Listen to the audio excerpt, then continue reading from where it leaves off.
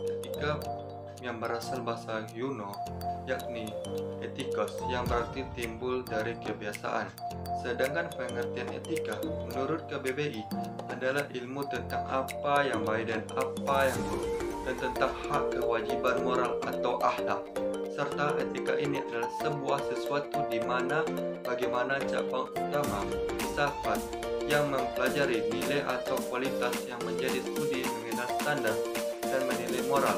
Dengan etika ini mencakup yang menerapkan konsep seperti benar atau salah, baik atau buruk, tanggung jawab, dan lainnya. Baik, saya akan menjelaskan slide selanjutnya. Norma etika bersumber Pancasila. Adapun nilai Pancasila sebagai sumber norma etika yaitu ketuhanan yang Maha Esa. Dijelaskan pada sila yang pertama. Pancasila adalah nilai ketuhanan di mana menyangkut pada keyakinan dan kepercayaan yang dimiliki oleh bangsa ini.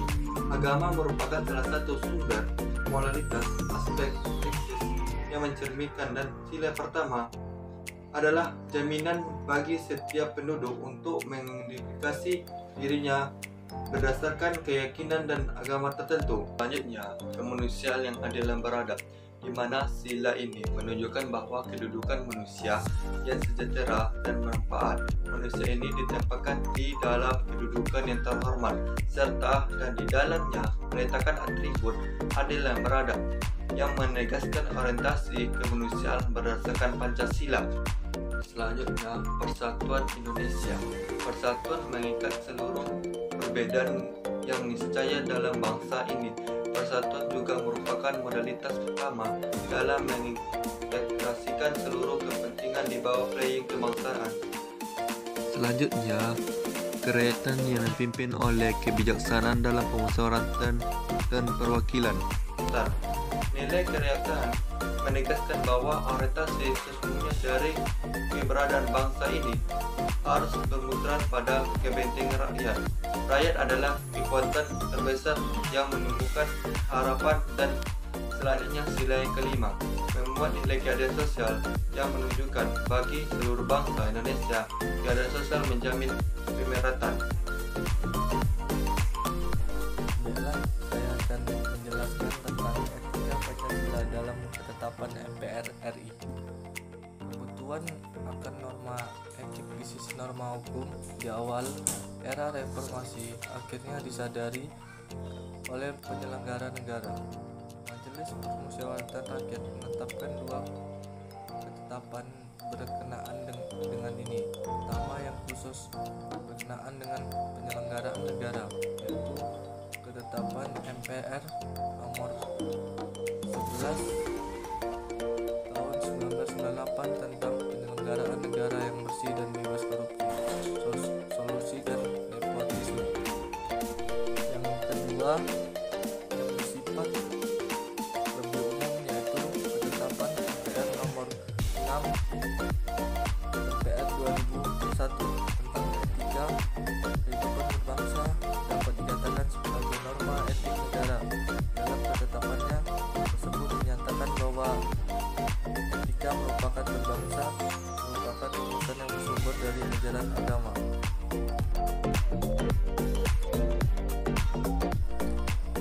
Adapun bidang kehidupan yang sangat perlu adanya etika, yang pertama yaitu etika sosial dan budaya. Etika bertolak belakang dari rasa kemanusiaan yang mendalam dengan menampilkan kembali sikap jujur, saling peduli, saling memahami, saling menghargai, saling mencintai, dan saling tolong-menolong di antara sesama manusia dan warga bangsa. Yang kedua yaitu etika politik dan pemerintahan. Etika ini dimaksud untuk mewujudkan pemerintahan yang bersih, efisien, efektif, serta menumbuhkan suasana politik yang demokratis yang didirikan keterbukaan, rasa tanggung jawab, tanggap akan apresiasi rakyat. Yang ketiga yaitu etika ekonomi dan bisnis.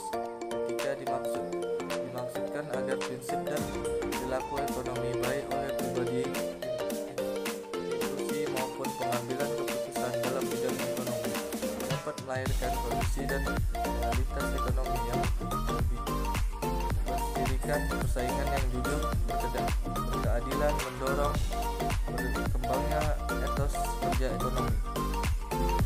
Keempat, yaitu etika penegakan hukum yang berkeadilan. Etika itu dimaksudkan untuk menumbuhkan kesadaran bahwa tertib sosial, ketenangan, dan keteraturan hidup bersama hanya dapat diwujudkan dengan ketaatan terhadap hukum dan seluruh peraturan yang ada.